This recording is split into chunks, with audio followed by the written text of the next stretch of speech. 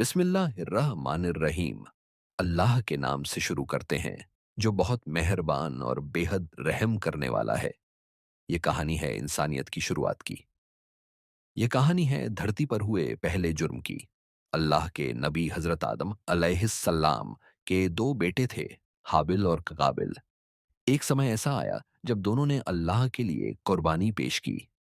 हाबिल ने अपनी कुर्बानी पूरे सच्चे दिल, इखलास और तकवा के साथ दी, और काबिल ने भी कुर्बानी दी, लेकिन बिना तकवा और बिना सच्ची नीयत के। अल्लाह ने सिर्फ हाबिल की कुर्बानी को कबूल किया और काबिल की कुर्बानी कबूल नहीं हुई। यहीं से काबिल के दिल में जलन और गुस्सा पैदा हो गया। काबिल ने हाबिल से कहा, मैं तुझे मार डालूंगा। हाबिल ने बहुत सब्र और तकवा के साथ जवाब दिया, अल्लाह उन्हीं लोगों से कबूल करता है जो परहेजगार होते हैं। अगर तुम मुझे मारने के लिए अपना हाथ उठाओगे तो भी मैं तुम पर हाथ नहीं उठाऊंगा, क्योंकि मैं अल्लाह से डरता हूं जो पूरी दुनिया का मालिक है।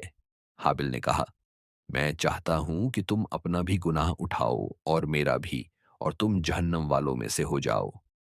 लेकिन काबिल के दिल का अंधेरा खत्म नहीं हुआ। उसके नफ्स ने उसे अपने ही भाई को मारने पर मजबूर कर दिया, और फिर काबिल ने हाबिल को मार डाला। इस तरह धरती पर पहली बार खून बहा और काबिल नुकसान उठाने वालों में से हो गया। फिर अल्लाह ने एक कौवा भेजा जो जमीन खोद रहा था, ताकि काबिल को यह दिखाया जा सके कि मुर्दे को कैसे दफन किया जाता है। यह देखकर काबिल बोला, हाय अफसोस मुझ पर, क्या मैं इस कौए जैसा भी नहीं बन सका कि अपने भाई की लाश को छुपा सकूं?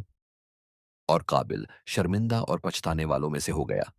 यह कहानी हमें सिखाती है कि जलन, गुस्सा और बिना तकवा का दिल इंसान को बहुत बड़ी तबाही तक ले जाता है, और तकवा, सब्र और अल्लाह का डर इंसान को ऊंचा उठाता है।